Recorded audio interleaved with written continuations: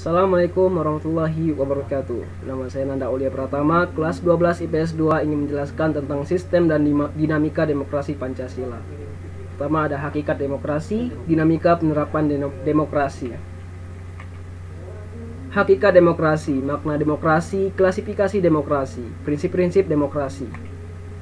Makna demokrasi. Kata demokrasi berasal dari bahasa Yunani, yaitu demos berarti rakyat dan kratos atau kratein berarti pemerintah. Jadi demokrasi diartikan sebagai pemerintahan rakyat. Salah satu kosakata dalam bahasa Inggris yaitu demokrasi.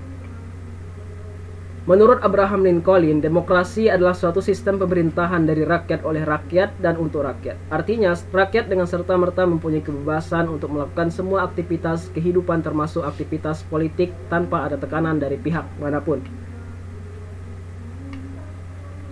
Dalam sebuah konsep politik, demokrasi adalah landasan dalam menata sistem pemerintahan negara yang terus berproses ke arah yang lebih baik. Demokrasi adalah pelembagaan dari kebebasan, artinya kebebasan yang dimiliki rakyat diatur dan diarahkan oleh sebuah lembaga kekuasaan yang sumber kekuasaannya berasal dari rakyat dan dijalankan sendiri oleh rakyat. Klasifikasi demokrasi. Demokrasi telah dijadikan sebagai sistem politik yang dianut oleh sebagian besar negara di dunia. Meskipun demikian, dalam pelaksanaannya berbeda-beda, bergantung dari sudut pandang masing-masing. Berikut ini dipaparkan beberapa macam bentuk demokrasi.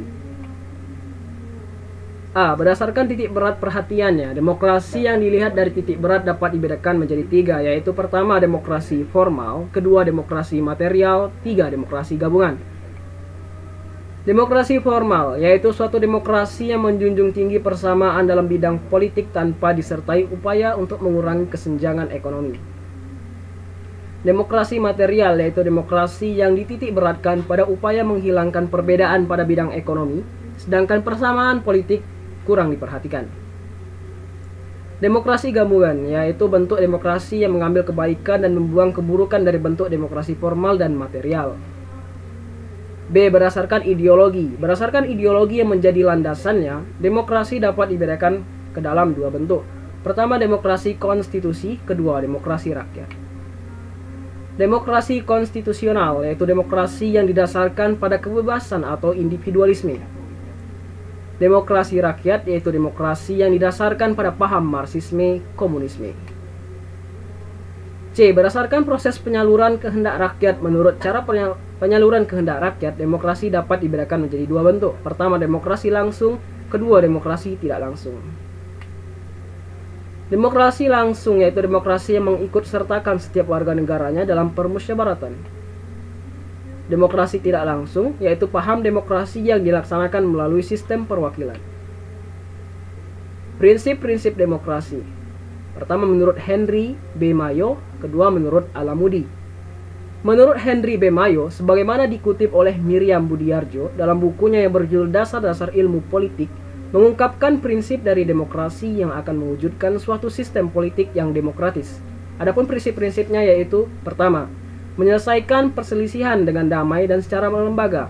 Kedua, menjamin terselenggaranya perubahan secara damai dalam suatu masyarakat yang sedang berubah. Tiga, menyelenggarakan pergantian pimpinan secara teratur. Menurut Alamudi, sebagaimana dikutip oleh Sri Wuryan dan Saifullah dalam bukunya yang berjudul Ilmu Kewarganegaraan, suatu negara disebut berbudaya demokrasi apabila memiliki sokoguru demokrasi sebagai berikut. 1. Kedaulatan rakyat. Kedua, pemerintahan berdasarkan persetujuan dari yang diperintah. 3. Kekuasaan yang mayoritas. 4. Hak-hak minoritas. Sekian yang dapat saya sampaikan, lebih dan kurangnya saya minta maaf. Assalamualaikum warahmatullahi wabarakatuh.